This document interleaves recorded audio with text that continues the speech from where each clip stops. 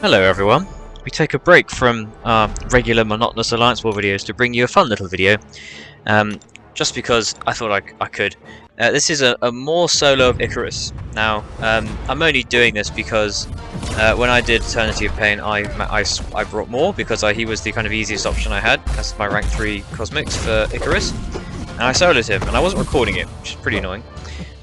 So I kind of went in and redid the fight with more. Just so I could sort of show off what he's capable of, I don't know, especially in sort of longer fights in particular.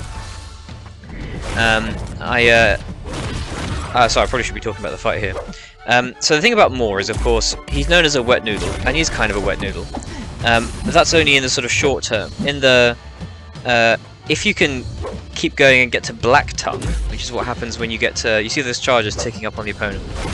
Of course, when we're fighting against Maw, we're always knocking him down, so that time is paused. But when we are playing as Maw, we want to get our opponent to Black Tongue, which means you want to get that time up to 100, and then things start getting interesting. The only thing you need for this fight is see that was a nice, you know, he was missing, so I let him hit into me. The only thing you kind of need for this fight to work is Mystic Dispersion. When I first did this fight, I had MD4, and then when I did it this time, I have MD5. So now that we're in black, see the SP1 nullifies a buff on every hit. So there, he has those 10 charges, and we nullified them all on each hit. So, and it gives us a load of power, so we can use SP2. Now, assuming people aren't so knowledgeable about how Maw works, the SP2 kind of has the big damage. And it does a load of degen, and it does extra degen if he's faltering at the time. It's quite difficult to get that to line up, but ideally you want him to be kind of faltering and for you to then throw the SP2. And see, each hit's doing kind of a reasonable amount of degen, and it all adds up. Now you have extra attack in Black Tongue. There he's hitting into me, so I get a nice in. And I just think this is so satisfying. You throw the SP1 and just nullify all his buffs. And see, ideally, actually, I think MD4 is better because you can then use SP1 again to get rid of all of his energize, and then still push yourself up to SP2.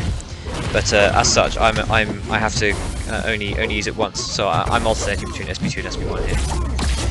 As you can see there, I'm basically pushing myself to an SP2. So yeah, that's basically the fight here. I think, yeah. See there, we get the triple degen. Look at that. Look how much damage that does. Because we launched the degen during the falter. Quite difficult to line up, and I only did it if I only managed it if I guess by accident, right? I wasn't. It's quite difficult to try and aim to do that. But yeah, it worked really well, and it was just a fun fight. I don't suppose anyone is interested in how I did Eternity of Pain, but I was one of those people that did. My first run was only Cosmic. I used Herc, Ronan, and Heimdall, and then my second run was Gilly 2099 for Crossbones and for Blade, Maw for Ikaris, and Mr. Negative for Doom. Excuse me, So yeah, that's all this in a nutshell. Nice to see Maw kind of doing what he's designed to do, and not just being a defender.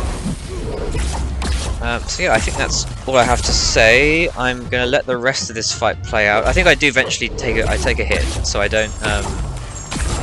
It's not a sort of perfect solo, but yeah. I'll let Maw do the rest of the talking, and I'll shut up for now. So thank you very much, everyone. I'll see you in the next video.